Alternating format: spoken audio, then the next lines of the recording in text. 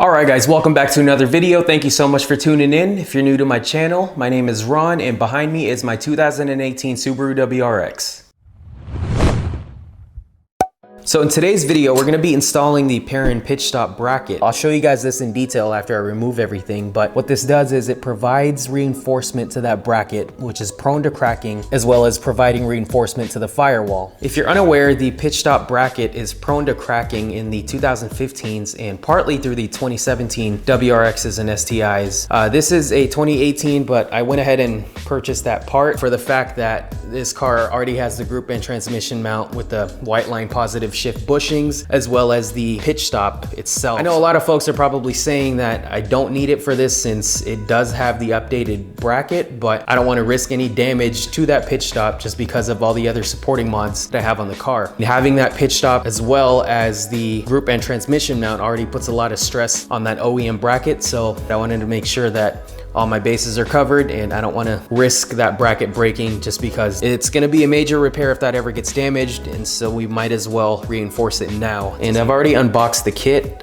This is what it basically came with, the two brackets, one for the driver's side and one for the passenger side, as well as the nuts and bolts and basically just everything else you need, including the stainless steel clutch line, which is nice. Also, I went ahead and bought more brake fluid just because we will have to bleed the clutch system. And so I just went to Subaru and picked up some .3 brake fluid because you don't want that cylinder to dry out when you're in the middle of the bleeding process. You're just going to cause more work for yourself. And also to help with the install, I went ahead and bought these pinch pliers. And I forgot to mention that if you don't have a hydraulic bleeder, then you should get by with one of these, as well as a friend to help you push the clutch in while you bleed the system. So with that said, I'll do my best to kind of give you guys the step-by-step tutorial. I know there's a lot of videos out there. I'll try to make it as easy as possible for everyone to follow. And I'm just going to breeze through this step. The first step would be to remove your engine cover if you have one. Mine is sitting over there. Obviously I have aftermarket intercooler, so I don't need to do that, though. I'm going to skip through this and just remove the intercooler as well as the catch cans that are attached to it. Oh, and the charge pipe as well.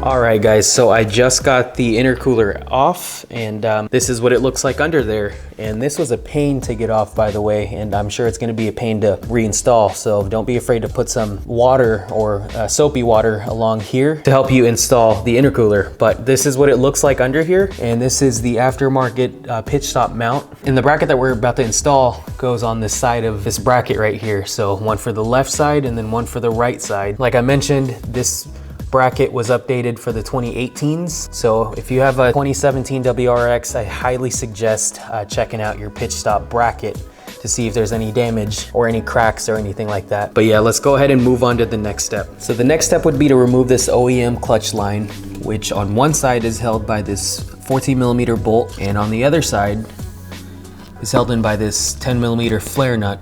And you'll need a 10mm flare nut wrench for that. So what a flare nut wrench is an open-ended wrench that's designed for hex nuts and other fittings. So you can also use these for your brake lines, but in this case, we're gonna use it for our clutch line. So this may be a little confusing, so I'll do my best to explain. You'll be replacing that OEM clutch line with the stainless steel clutch line that's included in the kit. And essentially what you're gonna do is remove those two connections and then connect it from A to B. So I know right now it goes from here all the way down up to the firewall and then back up here, but that clutch line is simply going to provide a straight connection from here to here. So just like that. So in order to limit the amount of fluid that we'll lose, we're going to go ahead and close off this line right here.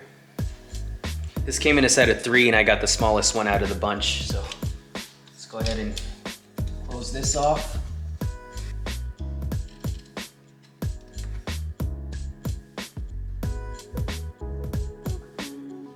I highly suggest getting some rags and just placing them anywhere you can. And I had to bust out the gloves for this just because I don't want to get any brake fluid on my hands. But yeah, just place that in there to avoid any spills. So let's go ahead and use our 10mm flare nut to get that nut removed.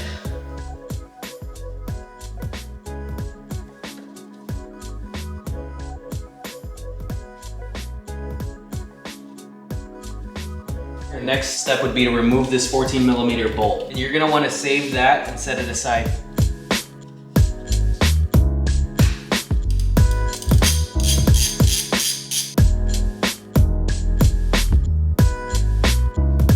All right, so I got the OEM clutch line basically disassembled. Next thing we wanna do is to go ahead and remove the entire clutch line assembly.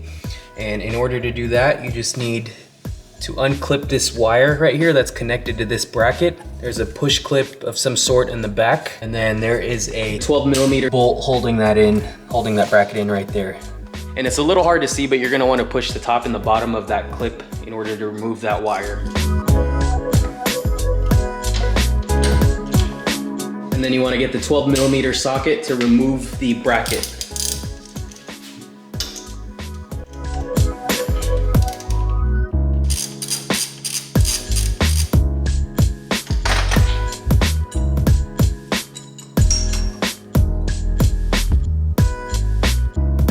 And so this is the entire assembly that we just removed. Okay, now that we got the assembly removed, the next thing we want to do is to install this stainless steel clutch line. First thing is to remove this adapter, and then we're actually going to be using these included washers for the banjo bolt on the other side of the clutch line. So we're gonna go ahead and install this flat side to the clutch master cylinder.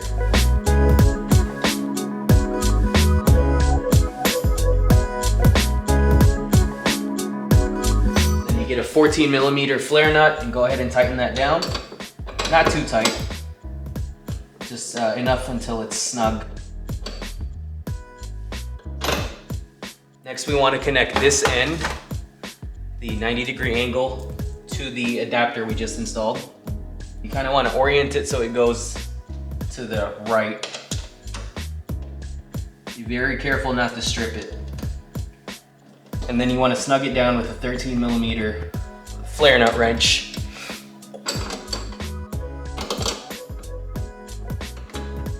And you kind of want to make sure it is face down. And I'll get a close up here as soon as I can.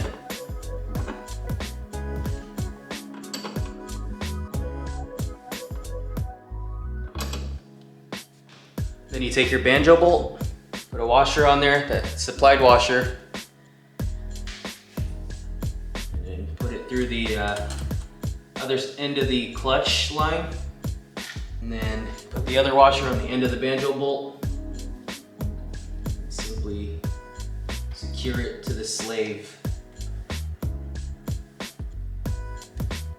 And then you want to get your 14mm socket and tighten it down.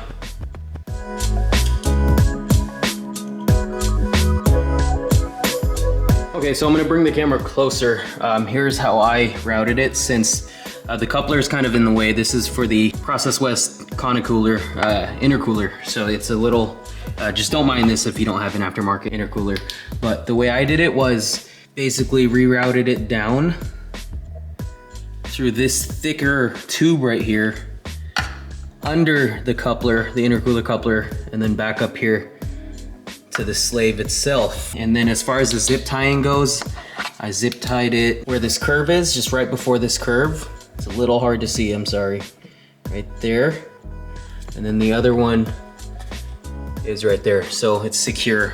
So now that we got the stainless steel line installed, we can go ahead and remove the pinch pliers. So the next step would be to bleed your clutch system, and in order to limit the duration of this video, I made a separate video on how to bleed your clutch system. So click somewhere right here and it'll take you to that video.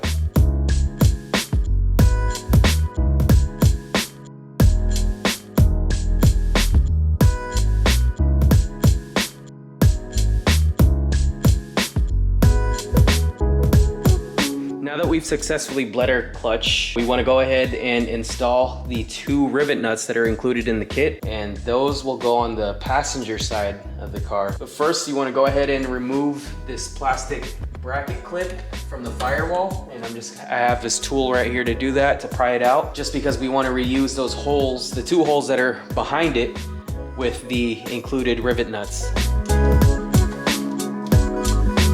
Okay, so we finally got it removed, and there's no way you can get this bracket off without scratching it, so it's totally fine. Next up is you want to zip tie this wire to this piping right here so that it gets out of the way of the 2 holes right there. So to install these rivet nuts, you're gonna wanna use this provided tool, this 10mm bolt in this washer. And what you do is you put the washer on the bolt, put it through this hole, and then on the other side, you have the rivet nut. And don't tighten it all the way. You wanna go ahead and place it in the hole, get your 10mm, and tighten it. And basically you just press it down and keep on tightening it until it no longer moves.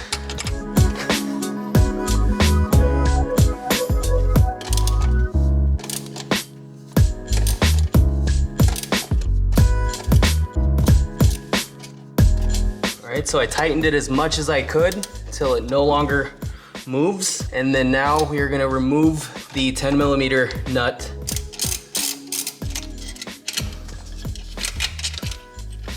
And as you can see, it's flush on there, and we want to repeat for the other hole to the right of it.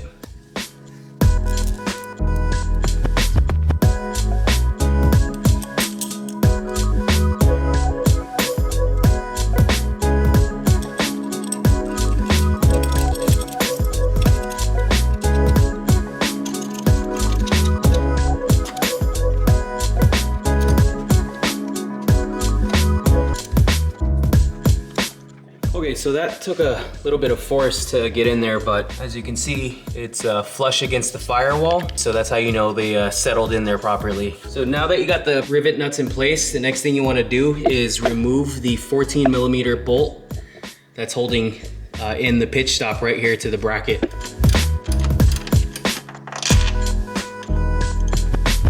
And since I already have the aftermarket pitch stop, we won't be removing this bolt right here.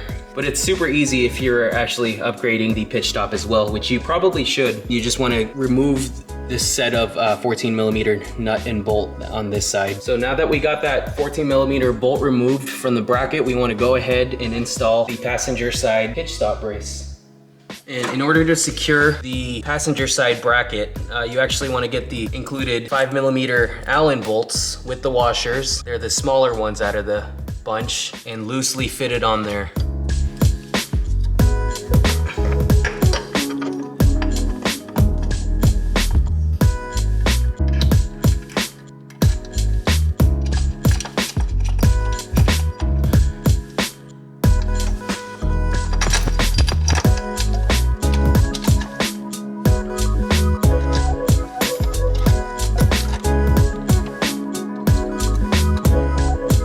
Now that we got the passenger side loosely fitted, we want to remove the 2 12mm nuts holding in the clutch master cylinder to the firewall.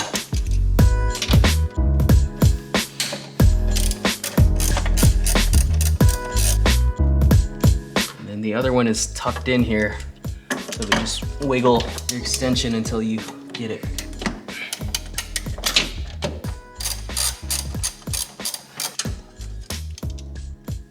So after you get the 2 12mm nuts removed, next thing to do is to install the driver's side brace. It's very tight back here.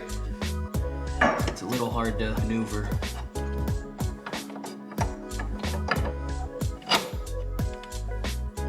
Basically what I did was I took a piece of masking tape and I stuffed it into this socket so the nut won't fall. So let's go ahead and get it installed before it changes its mind. And we're just gonna loosely install these. We'll torque them right after.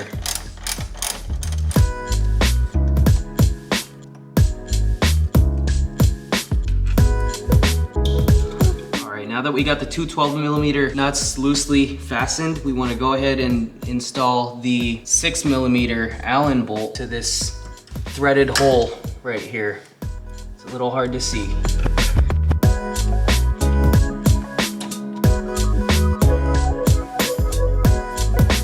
thing we want to do is install the 17mm bolt. This is the longer one that's included in the kit. We're going to put a washer on there and install it from the left bracket through the pitch stop and then to the right side of the bracket.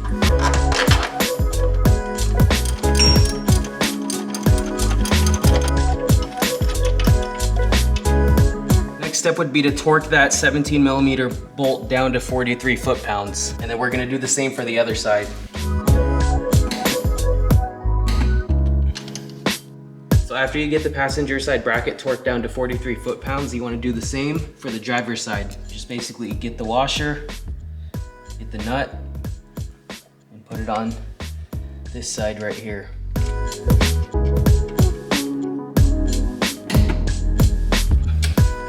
Now that you got the pitch stop bolt torqued down, next thing we want to do is to torque down the rest of the bolts. So you want to torque these ones, these Allen bolts right here, to around 8 to 10 foot-pounds or 120 inch-pounds. Next, we're gonna torque down the 12mm nuts on the driver's side, 15 to 18 foot-pounds.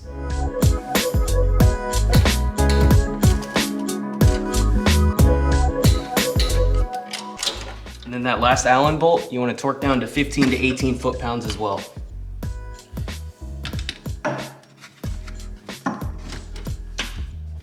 All right guys, so we got everything in place, got everything torqued down, and so we have completed the install. And honestly, that was a lot harder than I thought it would be. At first I was stressing out about bleeding the clutch line because I've never done it before, but that actually was the easiest part to do. What really made it complicated was installing those brackets in the back, just because there's no space at all to get back there, and I don't want to do this again. So I mean, I'm glad it's a one and done thing. That about wraps up the install. Need to put everything back. Got the intercooler, the couplers. I know that's going to be tough. But other than that, this was, like I said, a difficult install. So if you guys have any questions about anything, please feel free to leave them in the box below. I did my best to kind of explain all the steps I went through. If you guys made it this far throughout the video, thank you so much for watching, and I will see you in the next one.